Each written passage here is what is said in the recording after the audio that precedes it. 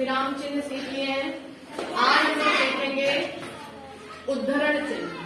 ठीक है, ये भी एक तरह का विराम चिन्ह है जो कि हिंदी भाषा में और इंग्लिश में सभी भाषाओं में इस्तेमाल होता है। कहाँ इस्तेमाल होता है आज हम लोग ये सीखेंगे।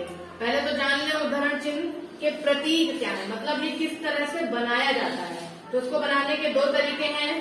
ये है सिंगल सिंगल, मतलब इकहरा उद्धरण चिन्ह है ना, एक एक कॉमा लगाएंगे है ना, और यहाँ पे क्या है दोहरा, मतलब दो दो लगते हैं।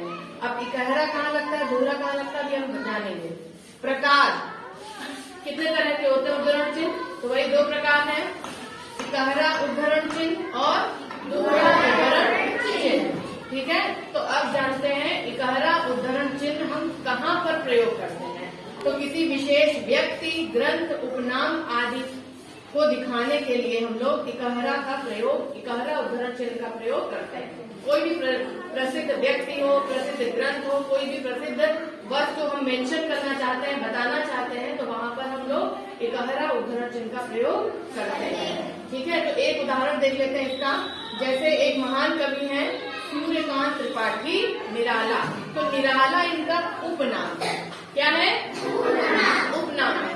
तो उपनाम में क्या लगा है, इकहरा है ना। इकहरा में या किसी को कोई विशेष उपाधि मिली हो तो वहां पर भी इकहरा उद्धरण चिन्ह लगता है। चलिए अब जानते हैं कि दोहरा उद्धरण चिन्ह का प्रयोग हम कहाँ पर करते हैं। तो जैसे किसी प्रसिद्ध व्यक्ति के कथन या किसी दूसरे के शब्दों को यथावत, यथावत मतलब जैसा का तैसा, जैसा है बिल्कुल वैसा का वैसा। ठीक है, वैसा का वैसा ही अगर आप कोई बात किसी की बताते हैं या लिखते हैं तो वहां पर आपको दोहरा उद्धरण चिन्ह लगाना होता है। ठीक है, तो जैसे उदाहरण देख लेते हैं। लाल बहादुर शास्त्री जी ने कहा था जय जवान जय किसान। ठीक है, तो जैसा जैसा उन्होंने कहा था एग्जैक्टली बिल्कुल वैसा ही, यथावत मतलब बिल्कुल वैसा ही यहाँ पर लिख दिया गया है, इसलिए यहाँ पर हमने ये दोहरा उद्धरण चिन्ह यहाँ पर लगाया है। ठीक है, समझ में आया। अब हम कुछ अभ्यास प्रश्न करते हैं। ठीक है, जब अभ्यास प्रश्न करेंगे तो आपको और आइडिया लगेगा और समझ में आएगा कि कहाँ पर इकहरा लगेगा और कहाँ पर दोहरा उद्धरण चिन्ह लगेगा। ठीक है, आज हम बता जाइए। हाँ, हाथ कर लीजिए। देखिए ये लिखा है रामचरितमानस महाकाव्य है ना। तो किसी प्रसिद्ध पुस्तक, कोई प्रसिद्ध ग्रंथ की जब चर्चा होती है, कोई बात होती है, तो वहां पर हम लोग ये इकहरा उद्धरण चिन्ह लगाते हैं, है ना। तो यहाँ पे कौन सा उद्धरण चिन्ह लगेगा, इकहरा लगेगा। यहाँ पर किसी का कथन तो है नहीं कि हमको वैसा ही लिखा गया हो। ये एक प्रसिद्ध महाकाव्य है ना। उसको बताने के लिए, उसको उजागर करने के लिए हम लोग यहाँ पर क्या लगा रहे हैं, इकहरा उद्धरण चिन्ह। ठीक है, चलिए अब आइए आगे।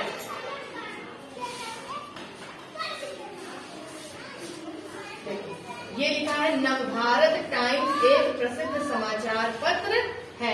तो कोई विशेष समाचार पत्र हो, प्रसिद्ध समाचार पत्र हो, या किसी का नाम हो, किसी का ग्रंथ, किसी ग्रंथ का नाम हो, तो उसमें हम लोग कौन सा उद्धरण चिन्ह लगाते हैं। वेरी गुड, इकहरा उद्धरण चिन्ह लगाते हैं। तो यहाँ पे लगा दीजिए, यहाँ ये पूरा नाम है, यहाँ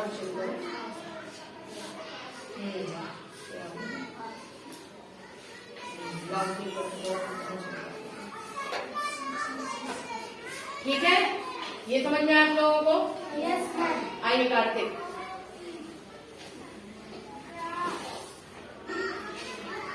ये क्या लिखा है, रामधारी सिंह दिनकर महान कवि थे। ठीक है, तो रामधारी सिंह दिनकर, इसमें जो दिनकर है ये इनका उपनाम है। तो जब किसी का उपनाम आए तो उस उपनाम में हम कौन सा उद्धरण चिन्ह लगाते हैं। हाँ वेरी गुड, इकहरा उद्धरण चिन्ह लगाते हैं। तो उपनाम में इकहरा उद्धरण चिन्ह लगा दीजिए। क्लियर हो रही होगी बात, हो रही है, समझ में आ रही है कहाँ पर इकहरा लगेगा। चलिए अब आ जाइए अंशुमान।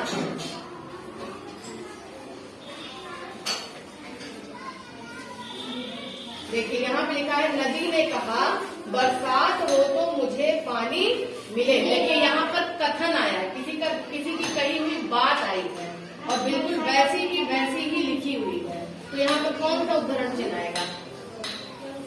वेरी गुड, दोहरा उद्धरण चिन्ह आएगा। तो जहां से बात शुरू हुई है वहां से शुरू करिए, उद्धरण चिन्ह को लगाना। ऐसे नहीं, डबल। और यहाँ खत्म हो रही है बात, तो यहाँ पर इसको बंद करिए, है ना? चलिए, वेरी गुड। आइए शिवा।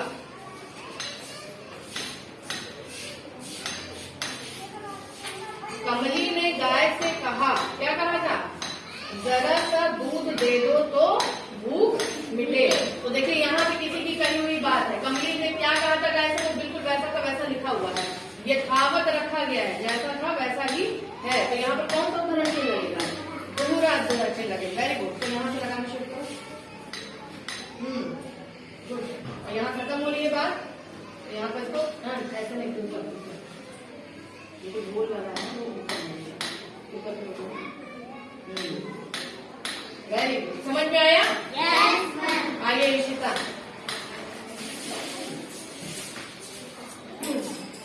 सुभाष चंद्र जी ने कहा था, तुम मुझे खून दो मैं तुम्हें आजादी दूंगा।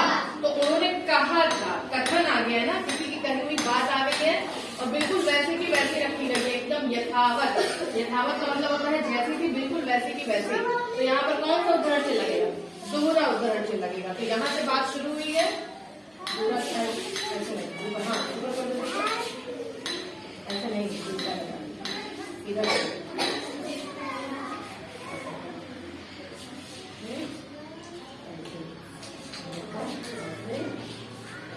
Very good. चलिए आ जाइए आपका वर्मा।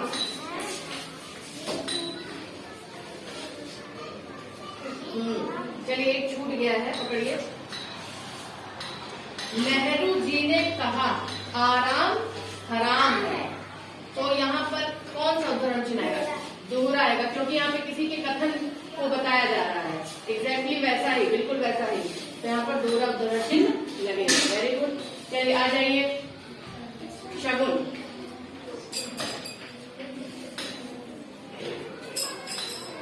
देखिए यहाँ पे लिखा है बाल गंगाधर तिलक को लोकमान्य की उपाधि मिली। तो यहाँ पर कोई बात की बात हो रही है, किसी कथन की बात हो रही है? कोई कथन नहीं है, यहाँ पर बताया जा रहा है कि उनको कौन सी उपाधि मिली है ना, कौन सा नाम मिला है ना, मतलब एक उपनाम मिल गया उनको। तो यहाँ पर कौन सा उद्धरण चिन्ह लगेगा? इकहरा उद्धरण चिन्ह लगेगा। Very good. कहाँ लगेगा? लोकमान्य में। तो बाल गंगाधर तिलक जी को पूरा नाम क्या है, क्या बोला जाता है? हाँ, लोकमान्य बाल गंगाधर तिलक।